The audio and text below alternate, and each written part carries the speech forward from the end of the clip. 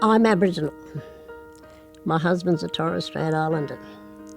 The majority of elders in the community, they're known as uncles, and they will introduce themselves as uncle.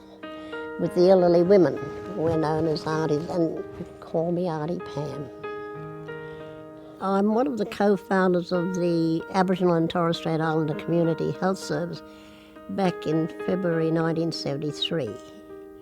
I've been with them ever since until I went on to the Jimbalunga Nursing Centre as a centre manager.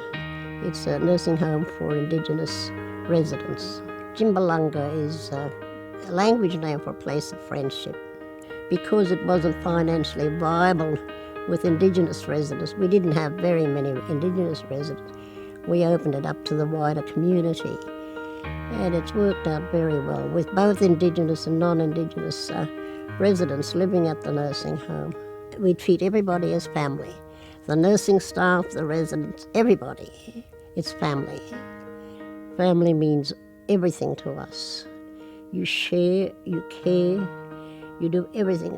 We like to hold on to our elders for as long as possible. And that's why you don't find many Indigenous people in nursing homes unless it's absolutely necessary that we can't cope with them in the home situation. It is very isolating for Indigenous people in nursing homes, even though they may not have their facilities or faculties about them. They sense, that they're in a place where there's more white people, as they would say, than black people. And it's very, very frightening for Indigenous peoples to be in that situation. I mean, it depends on their background, the mentality, like coming from a reserve, Aboriginal reserve. They're not used to that sort of thing, and then to be put out here on the mainland and to be put in the spotlight, it's very daunting, very scary for them. Eye contact is never there with Indigenous peoples. I grew up on Palm Island. We were never allowed to associate with the non-Indigenous people of the island. In school, we had to sit at the back while the non-Indigenous children sat in the front. When we broke up for morning tea or lunch, we had to play at one end of the school while the non-Indigenous played at the other end of the school. We'd go down to the jetty for swimming, down to the sea for the swimming lessons, and there was a big jetty on Palm Island. The Indigenous children had to swim on one side of the jetty, and the non-Indigenous children on the other side of the jetty, as if our colour would rub off onto the non-Indigenous. That was very hurtful, very, very hurtful. And you weren't allowed to look anybody in the eyes. You had to either look down or look away when they were talking. You couldn't watch them, and that was a no-no. That's the authority of the day. That's how we were brought up. I'm starting to get emotional now.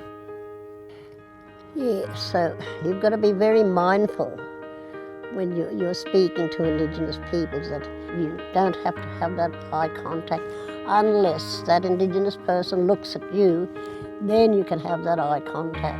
A younger person should never approach an older Indigenous person by shaking hands or kissing or hugging. Never, never ever do that. Unless the Indigenous elder makes that first move. English is the second speaking language for us. And if you're talking to them, you've got to be really clear and not talk in big sentences so that they understand. Otherwise, they could say yes when it means no and no when it means yes. When you're working with older people, just be your natural self. The elderly people, they sense that if you're coming on too strong with them, and they won't say anything. They'll, sort of ignore you completely if you're coming on very strong with them. But we're people. They're human beings, and do unto others as you would unto yourself. All right?